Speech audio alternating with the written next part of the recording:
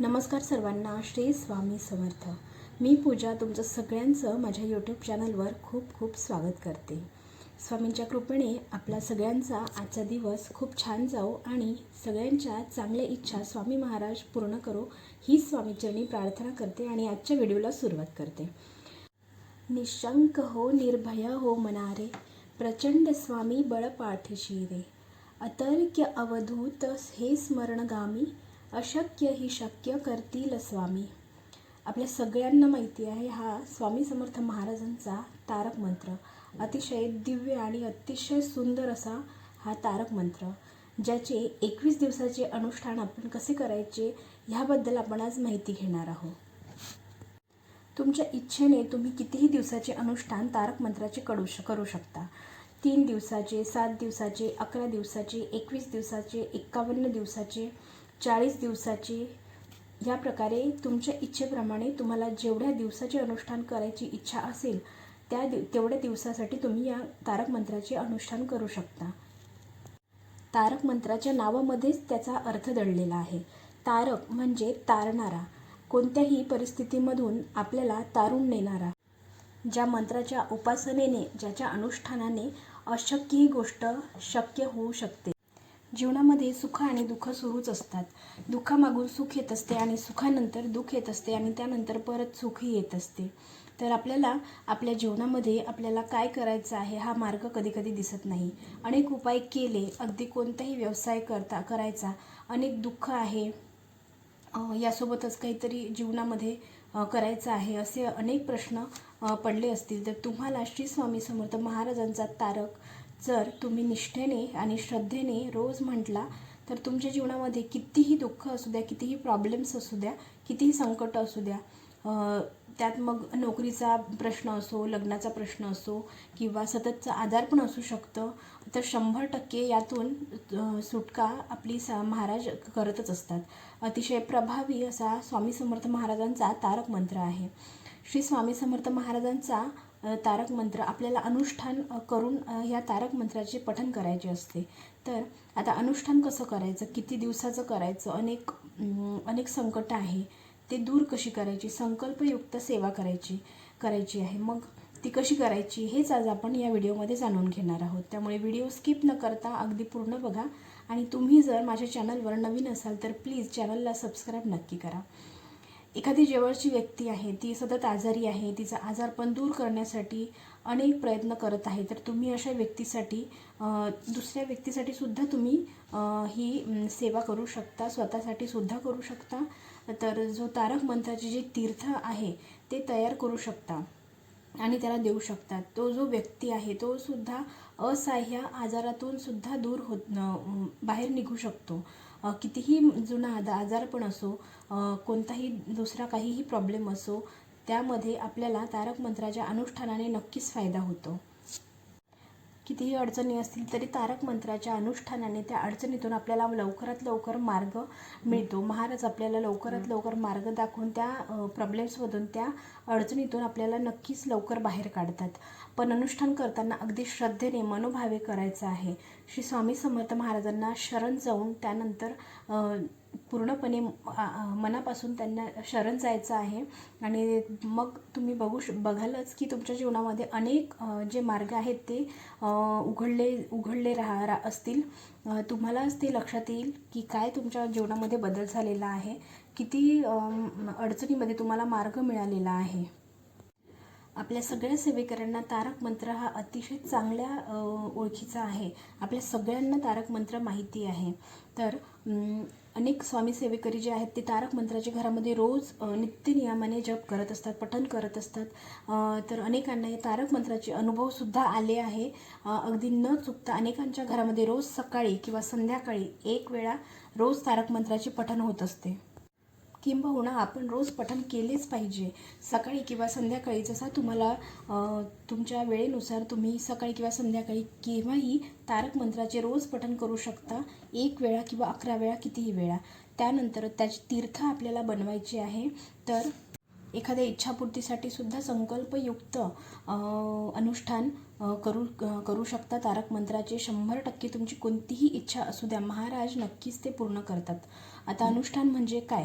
तर अनुष्ठान म्हटलं की कोणाला असं वाटेल की खूप काही करायचं आहे, पण तसं काहीही नाही. अगदी साधी आणि सोपी सेवा आहे, पण तेवढीच जास्त प्रभावी सेवा आहे. तर हे कसं अनुष्ठान आपल्याला करायचं आहे, त्याच्यासाठी संकल्प कसा घ्यायचा आहे ते आपण बघूया.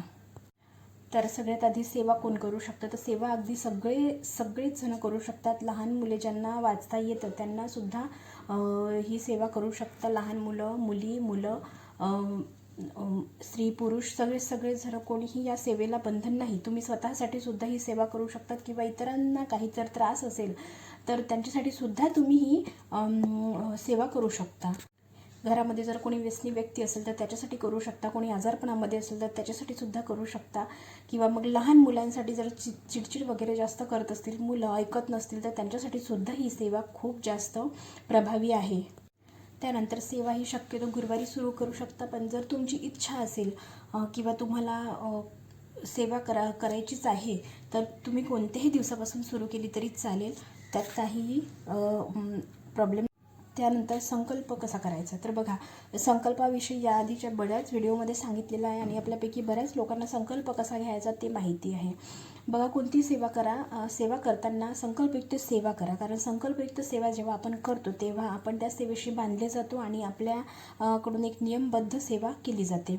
आणि संकल्पयुक्त सेवा जर आपण केली तर निश्चित त्याचे फायदे जास्त होतात आणि त्याचा फरक आपल्याला लवकर दिसून येतो आणि सेवा लवकर फळास जाते. ती सेवा स्वतः महाराज आपल्याकडून पूर्ण करून घेत असतात.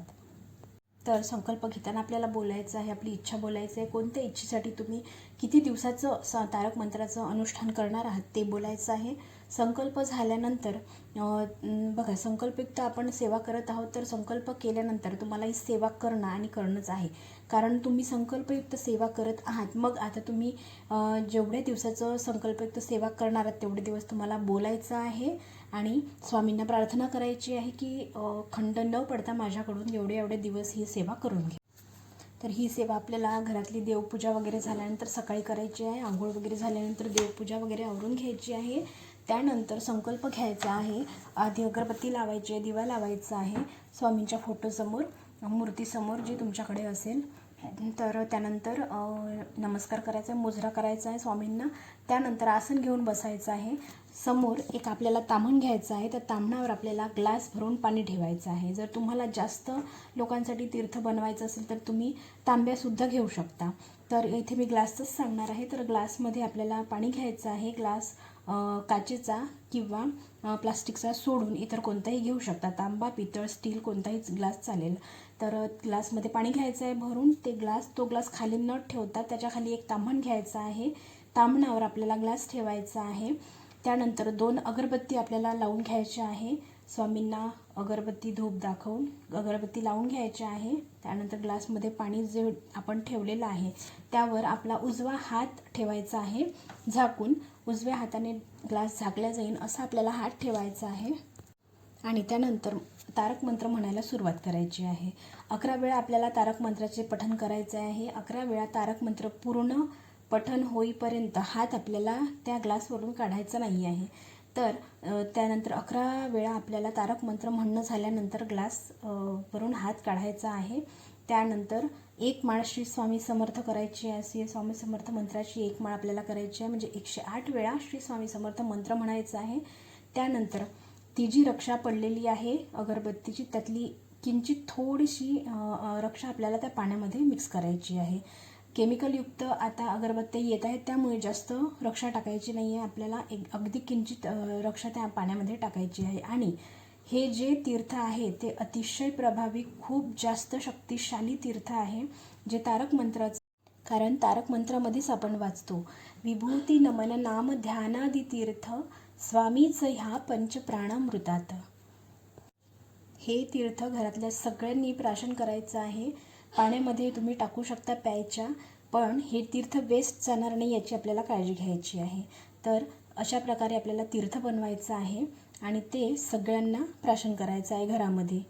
हे तीर्थ जर तुम्ही कोणत्या व्यक्तीसाठी, आजारपणासाठी किंवा मुलांसाठी बनवलं असेल तर त्या व्यक्तीला पूर्ण हे तीर्थ द्यायचं आहे. आणि ही सेवा तुम्हाला कंटिन्यू 21 दिवस करायची आहे. जेवढे 21 दिवस 11 दिवस जेवढ्या दिवसाचं तुम्ही अनुष्ठान करणार आहात, तर तसं रोज आपल्याला ही सेवा तेवढे दिवस करायची आहे. रोज 11 वेळा तारक मंत्र म्हणून हे तीर्थ आपल्याला तयार करायचं आहे.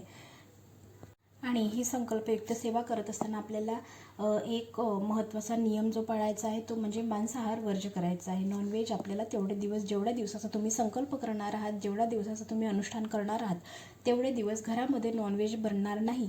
याची नॉनव्हेज खाल्ल्यानंतर या तीर्थाचं जे तीर्थ आहे हे तीर्थ प्राशन करता येत नाही. त्यामुळे नॉनव्हेज शक्यतो टाळायचं आहे. त्यानंतर पिरियड्समध्ये मासिक धर्मामध्ये ही सेवा करू शकणार नाही तुम्ही, किंवा मासिक धर्मामध्ये असताना हे तीर्थसुद्धा प्राशन करता येणार नाही. हे अनुष्ठान दिवसभरामध्ये तुम्ही केव्हाही करू शकता, सकाळी, दुपारी, संध्याकाळी. फक्त दुपारी 12 ते 12:30 ही वेळ आपल्याला वगळायची आहे. या वेळेमध्ये आपल्याला सेवा करायची नाही आहे, कारण ही दत्त महाराजाच्या भिक्षेची वेळ असते. म्हणून मग त्यामुळे या अर्धा तासामध्ये सेवा आपल्याला करायची नाही आहे. त्यानंतर दुसरा नियम म्हणजे परान्न आपल्याला टाळायचं आहे. जर तुम्ही हॉस्टेलमध्ये राहत असाल किंवा कामानिमित्त बाहेर राहत असाल, आपण पैसे देऊन जेव्हा दुसरं बाहेरचं खात आहोत, तर ते आपण पैसे देऊन खात आहोत, तर त्यासाठी चालून जातं. पण दुसऱ्यांच्या घरचं आपल्याला खायचं नाही आहे.